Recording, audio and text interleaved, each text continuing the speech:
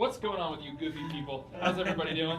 Awesome. Good. Looking great, looking great. We got sight reading week number 5, talking about the presentation of style at home. Hope you're doing well, Bassoon Pro Series folks, and making tons of progress, most especially in your sight reading. And a reminder, this is sight reading, so no pressing pause like this, or no pressing back. No, you can't do that. You have to plunge all the way through sight reading. Why? You got to be self-disciplined enough to take the time that we give you, assimilate the information, and present something effectively on your instrument. Here we are covering some techniques to help you confidently make sight reading far more musical by clarifying and exaggerating your stylistic tendencies. So, by applying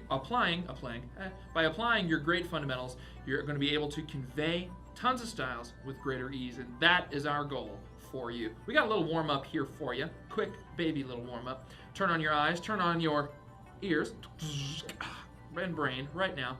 Beautiful sounds. I'll turn my brain on too. Beautiful sounds. The harmony shifts on us here a lot as you roll through the first few measures. Kind of chunks up a little bit. So look ahead for the accidentals to make sure that you're blending correctly, finding your place within the chord. Breathe with us on 4. So you're going to tank up a lot, have tons of air, and take great breaths throughout the entire lesson. Cool, so let's warm it up a little bit. Here we go. Ready, and 1, 2 on the warm-up, guys.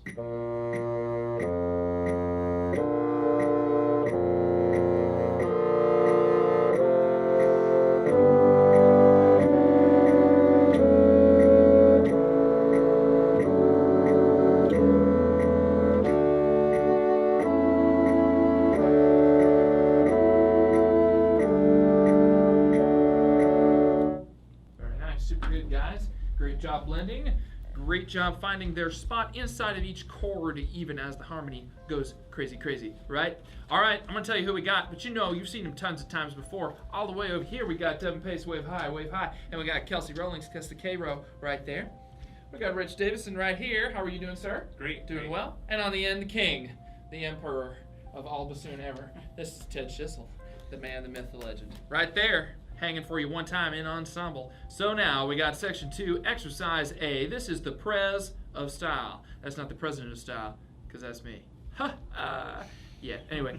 Andante Misterioso is what we got here at a walking pace. So walking, right? Mysteriously. That was more walking stupidly. Anyway, look at Pitz, P-I-Z-Z, and that ain't pizza. That's pizzicato, which is like stringed instruments, right? So we got that pizzicato stringed sound where it's nice and resonant, but really quick and short, right? Kind of bouncy and light. Nice pizzicato. Here we go on A, guys. 1, 2, and ready.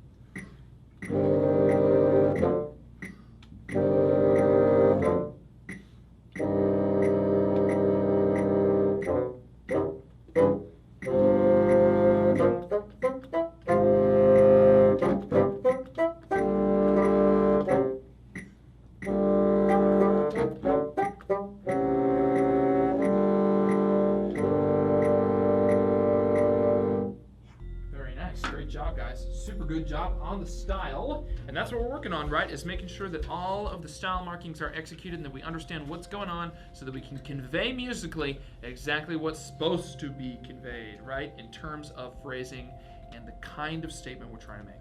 So we got exercise B now. Even though there isn't a style term here, what do you see that will help you decide how to play a specific phrase? We've got portato notes here. This is from the Latin portare, which means to carry forward, right? So we only want just a hair of daylight here, a hair of space in between the notes, because the staccato that's underneath those slur markings says we need just a tiny bit of detachment, but the slur marking overarching all of them means they still need to be fairly connected. And so Professor Schissel is going to throw down measure 6 and 7 for us. Cool? You want to hang with that, Professor? Very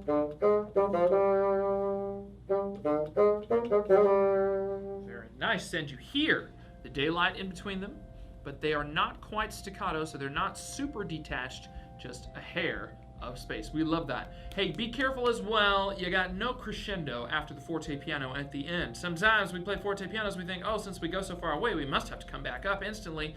We always get used to playing crescendos after forte pianos, but in this case, it's just a forte piano. So don't develop that nasty habit of thinking that always a crescendo has to come after a forte piano, right? So don't do it. I'm watching you. Don't make me come to your house. Here comes B. 1, 2, and ready.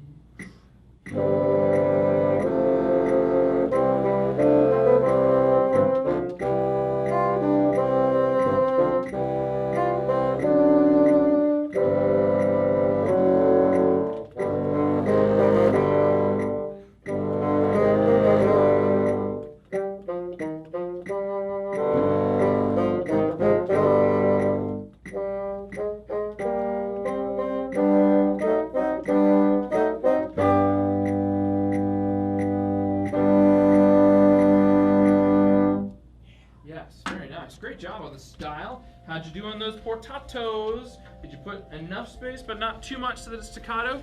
Still kind of connected, kind of separated. That's the idea. Hold them forward and put just a hair of daylight there. That will help out a lot. How'd you do with the forte piano? You got to be self-aware all the time, being critical of your dynamics and your style. All right, we've got exercise C now. So allegro con fuoco. That means fast with fire. Fire. Right? Be ready for that quick piano in measure 2 as well. Be soft there so that you can have lots of room to crescendo. That's what that piano is kind of there for, to give you room to grow and shape the next portion of the phrase. Blend with the ensemble as they do that, so try not to stick out of the sound, fit into it, complement the harmony, and Professor Schissel over here is throwing it. Okay? Let's punch it. Here's C. Here comes C. 1, 2, and...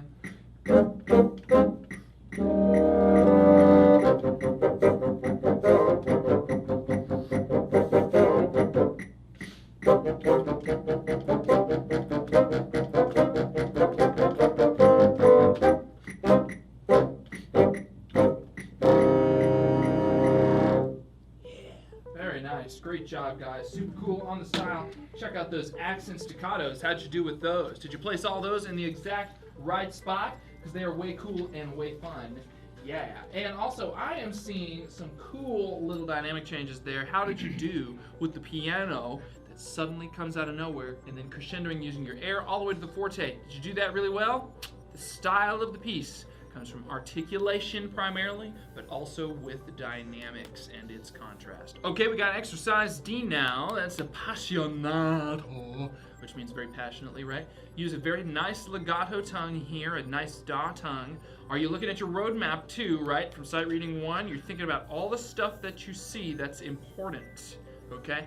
First thing I notice, actually, is that we're in 5/4. You see that? So I know we're gonna have to count 5 pulses per measure. There are slur markings, and the slur markings change by which beat you're on. So I want you to look right now and see which beat that first measure slur is on. Second measure slur, third measure slur. Are you aware? Whole note on the last measure, right? Obviously gets 4 beats, which means we're gonna be off on 5. The f of 5, as we say. Yeah, baby, it's the last one. Here comes D. 1, 2, 3, 4.